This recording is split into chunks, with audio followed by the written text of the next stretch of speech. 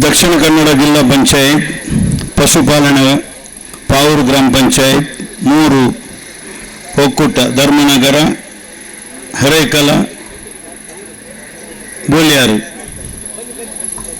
ಈ ಮಿಶ್ರಣ ಹಣ್ಣು ಕರುಗಳ ಪ್ರದರ್ಶನೆಯ ಸಮಾರಂಭದ ಅಧ್ಯಕ್ಷತೆಯನ್ನು ವಹಿಸಿದಂಥ ಪಾವೂರು ಗ್ರಾಮ ಪಂಚಾಯತಿನ ಗೌರವಾನ್ವಿತ ಅಧ್ಯಕ್ಷರಾದ ಅಬ್ದುಲ್ ಮಜೀದ್ ರವರೇ, ದಕ್ಷಿಣ ಕನ್ನಡ ಜಿಲ್ಲಾ ಹಾಲು ಒಕ್ಕೂಟದ ಮಾಜಿ ಅಧ್ಯಕ್ಷರು, ಹಾಲಿ ನಿರ್ದೇಶಕರಾದ ನನ್ನ ಆತ್ಮೀಯ ಮಿತ್ರರಾದ ಸುಚರಿ ಶೆಟ್ಟಿ ಅವರೇ, ದಕ್ಷಿಣ ಕನ್ನಡ ಜಿಲ್ಲಾ ಹಾಲು ಉತ್ಪಾದಕರ MD ಆದ ವಿವೇಕ್ ಡಿ ಅವರೇ, ಬ್ಯಾಂಕ್ ಮ್ಯಾನೇಜರ್ ಅವರೇ, ನಾಗರಾಜ್ ಶೆಟ್ಟಿ ಅವರೇ, ಡಾಕ್ಟರ್ ಅವರೇ, ಅದೇ ರೀತಿ ಗ್ಯಾರಂಟಿ ಉಲ್ಲಾಲ ಸಮಿತಿಯ ಅಧ್ಯಕ್ಷರಾದ ರಫೀಕ್ ಅಂಬಲ್ಮುಲ್ಲರ್ ಅವರೇ, ವೇದಿಕೆಯಲ್ಲಿದ್ದ ಎಲ್ಲ ಗಣ್ಯರೇ, ಸಾಹೇಬರು ಬರ್ತಾ ಇದ್ದಾರೆ, ಜಾಸ್ತಿ ಮಾತಾಡ್ಲಿಕ್ಕೆ ಹೋಗುವುದಿಲ್ಲ. ಇವತ್ತು ನಮ್ಮ ಪಾವೂರು ಗ್ರಾಮದಲ್ಲಿ ಮಿಶ್ರಿತ ಹೆಣ್ಣು ಕರುಗಳ ಪ್ರದರ್ಶನ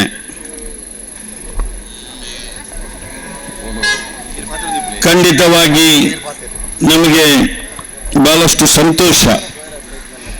ನಮ್ಮ ಕರ್ನಾಟಕ ರಾಜ್ಯದ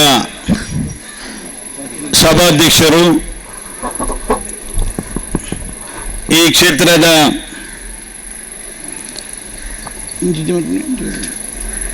ಶಾಸಕರು, ಈ ರಾಜ್ಯದ ಇಡೀ ರಾಜ್ಯದ ಅಭಿವೃದ್ಧಿಯ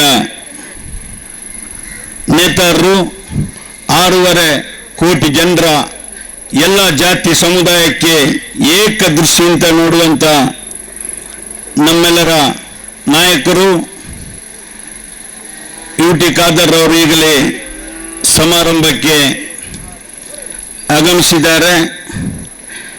ಖಂಡಿತವಾಗಿ ಸ್ವಲ್ಪ ತಡವಾಗಿದೆ. ನಮ್ಮ ರೈತರು ಬೆಳಿಗ್ಗೆ 8 ಗಂಟೆಗೆ ಬಂದಿದ್ದೀರಿ, ನೀವೆಲ್ಲ ನಿಮ್ಮಲ್ಲಿ ಕ್ಷಮೆಯನ್ನು ಯಾಚಿಸುತ್ತೇವೆ. ಅದೇ ರೀತಿ ನಮ್ಮ ಹಸು ಮತ್ತು ಕರು ಖಂಡಿತವಾಗಿ ಅದು ಸಹ ಅದರ ಜಾಗ ಬಿಟ್ಟು ಬೇರೆ ಜಾಗ ಹೋದರೆ ಅದಕ್ಕೆ ಸ್ವಲ್ಪ ಅಡಚಣೆ ಆಗ್ತಾ ಇದೆ. ಅದರದ್ದೇ ಆದ ಮನೆ ಉಂಟು, ಆ ಮನೆ ಬಿಟ್ಟು ಈ ಬೇರೆ ಮನೆಯಲ್ಲಿ ಇರಲಿಕ್ಕೆ ಅದಕ್ಕೆ ಅಷ್ಟೊಂದು ವ್ಯವಸ್ಥೆ ಇರುವುದಿಲ್ಲ. ಹಾಗಾಗಿ ಆ ಪಶುಗಳನ್ನು ನೋಡುವಾಗ, ಈ ಕರುಗಳನ್ನು ನೋಡುವಾಗ ಮನಸ್ಸಿಗೆ ಬಹಳಷ್ಟು ಸಂತೋಷವಾಗ್ತಾ ಇದೆ. ಇವತ್ತು ಖಂಡಿತವಾಗಿ ನಮ್ಮ ಸ್ಪೀಕರ್ ಅವರು ಪಾವೂರು ಗ್ರಾಮದಲ್ಲಿ ಇದು 3ನೇ ಕರುಮೇಳ, 3ನೇ ಹಣ್ಣು ಕರುಗಳ ಪ್ರದರ್ಶನ, ಇದು 3ನೇದು. ಫಿರೋಜ್ ಮಲಾರ್ ಅಧ್ಯಕ್ಷರಿರುವಾಗ, ಕಮರುನ್ನಿಸನ್ ಅಧ್ಯಕ್ಷರಿರುವಾಗ, ಈಗ ನಮ್ಮ ಅಬ್ದುಲ್ ಮಜೀದ್ ರವರ ಅಧ್ಯಕ್ಷರಿರುವಾಗ, 3 ಮೈನಾರಿಟಿ ಅಧ್ಯಕ್ಷರಿರುವಾಗ ಈ ಗ್ರಾಮಕ್ಕೆ ಕರ್ನಾಟಕ ರಾಜ್ಯದ ಸ್ಪೀಕರ್ ಆದ UT ಖಾದರ್ ಅವರ ಒಂದೇ ಒಂದು ಉದ್ದೇಶ, ಕರುಮೇಳ ಎಲ್ಲಿ ಆಗ್ಬೇಕಂತ ಅವರ ಬಾಯಲ್ಲಿ ಬರುವಂಥ ಮಾತು, ಅದು ಪಾವೂರಲ್ಲಿ ಮಾಡಿ ಅಂತ.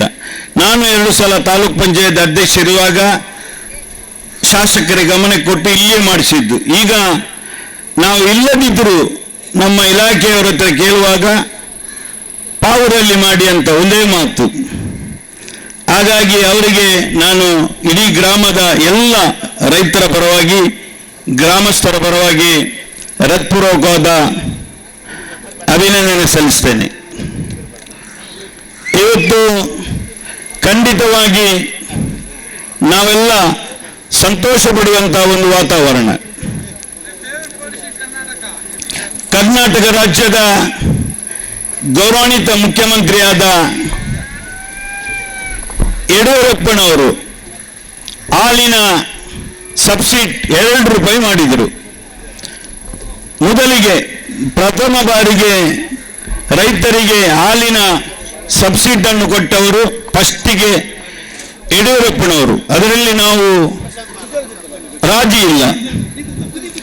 ಯಡಿಯೂರಪ್ಪ ಮುಖ್ಯಮಂತ್ರಿ ಆದಾಗ 2 ರೂಪಾಯಿ ಕೊಟ್ಟದ್ದನ್ನು 2018ರಲ್ಲಿ ಗೌರವಾನ್ವಿತ ಮುಖ್ಯಮಂತ್ರಿಯಾದ ಸಿದ್ದರಾಮಯ್ಯ ಅವರು ಬಂದು ರೈತರಿಗೆ ಹಾಲಿನ ಸಬ್ಸಿಡಿ 5 ರೂಪಾಯಿ ಅಂತ ಘೋಷಣೆ ಮಾಡಿದರು. ಆ ಸಂದರ್ಭದಲ್ಲಿ ಹಾಲು ಜಾಸ್ತಿ ಆಯಿತು ಕರ್ನಾಟಕ ರಾಜ್ಯದಲ್ಲಿ. 1 ದನ ಇದ್ದವರು 2 ದನ ತೆಗೆದ್ರು, 2 ಹಸು ಇದ್ದವರು 4 ತೆಗೆದ್ರು, 4 ಇದ್ದವರು 8 ತೆಗೆದ್ರು. ಹೀಗೆ ಹಾಲು ಜಾಸ್ತಿ ಆಯಿತು. ಹಾಲು ಮಂಡಲದವರು ಸೀದಾ ಮುಖ್ಯಮಂತ್ರಿ ಹತ್ರ ಹೋದ್ರು. ನಮ್ಮ ಜಿಲ್ಲೆಯವರಲ್ಲ ಸುಚೇರ್ ಶೆಟ್ಟಿ, ನೀವಲ್ಲ, ಇಡೀ ಮಂಡಳಿನಿ ಓಡಿ ಹೋಗಿತ್ತು ಮುಖ್ಯಮಂತ್ರಿ ಹತ್ರ. ನೀವು 5 ರೂಪಾಯಿ ಸಬ್ಸಿಡಿ ಯಾಕೆ ಕೊಟ್ರಿ?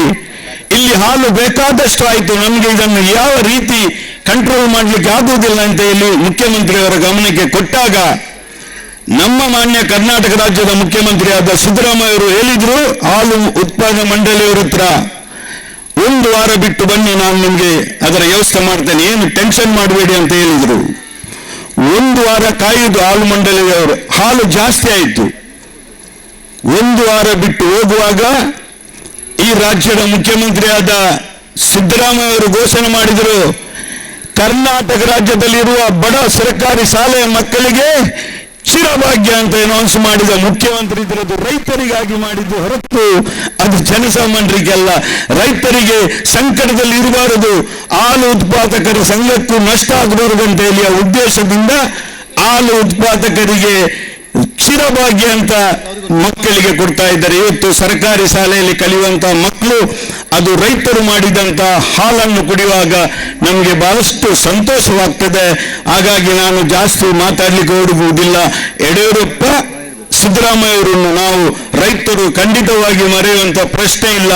ನಿಮಗೆ ಹಾಲು ಸಬ್ಸಿಡಿ ಕೊಟ್ಟವರು ಅವರು ಅಂತ ಈ ಸಂದರ್ಭದಲ್ಲಿ ಹೇಳುತ್ತಾ, ನಮ್ಮ ಸ್ಪೀಕರ್ ಅವರು 3 ಸಲ ಈ ಪಾವೂರು ಗ್ರಾಮಕ್ಕೆ ಈ ಪ್ರದರ್ಶನ ಕೊಟ್ಟದಕ್ಕೆ ಗ್ರಾಮಸ್ಥರ ರೈತರ ಪರವಾಗಿ ಹೃತ್ಪೂರ್ವಕವಾದ ಅಭಿನಂದನೆ ಸಲ್ಲಿಸಿ, ರೈತರು ಇವತ್ತು ನಮ್ಮ ಹಾಲು ಉತ್ಪಾದಕರನ್ನು ನಾವು ಗೌರವಿಸಬೇಕು. ನಮ್ಮ ವಿವೇಕ್ರವರಿದ್ದಾರೆ, ನಮ್ಮ ಸುಚೇತರ ಶೆಟ್ಟಿ ಇದ್ರು, ಇವರೆಲ್ಲ ರೈತರಿಗಾಗಿ ಬಹಳಷ್ಟು ಕಷ್ಟಪಡ್ತಾ ಇದ್ದಾರೆ. ಆದರೆ ನನ್ನೊಂದೇ ಒಂದು ಆಶೆ, ದಯವಿಟ್ಟು ನಮ್ಮ ಗ್ರಾಮದಲ್ಲಿ ಯಾರಾದರೂ ಒಬ್ಬರು ಕೈ ಮುಗಿತೇನೆ, ನಿಮ್ಮ ಮಕ್ಕಳನ್ನು ಪಶು ವೈದ್ಯಾಧಿಕಾರಿಯಾಗಿ ಮಾಡಿ. ನಮ್ಮ ಜಿಲ್ಲೆಯಲ್ಲಿ ಬಹಳಷ್ಟು ಕಡಿಮೆ ಇದೆ. ಕೆಲವರಿಗೆ ಇದೆ MBBS, MD ಇದಕ್ಕೆ ಹೋಗುವವರಿದ್ದರು ಹೊರತು ಪಶು ವೈದ್ಯಾಧಿಕಾರಿಯಾಗಿ ಬರಲಿಕ್ಕೆ ಯಾರು ಇಷ್ಟಪಡುವುದಿಲ್ಲ. ನಿಮ್ಗೆ ಗೊತ್ತಿಲ್ಲ, ಅಷ್ಟೇ ಸ್ಥಾನಮಾನ ಗೌರವ ಪಶು ವೈದ್ಯಾಧಿಕಾರಿಗಳಿಗೂ ಇದೆ ಅಂತ ಈ ಸಂದರ್ಭ ಹೇಳಿಕೊಂಡು, ನಾನು ಮನುಷ್ಯರಿಗೆ ನಮಗೆ ಹೇಗೆ ಡಾಕ್ಟರ್ ಅಗತ್ಯವೋ ಅದೇ ರೀತಿ ಪಶುಗಳಿಗೂ ಸಹ ಡಾಕ್ಟರ್ ಅಗತ್ಯ.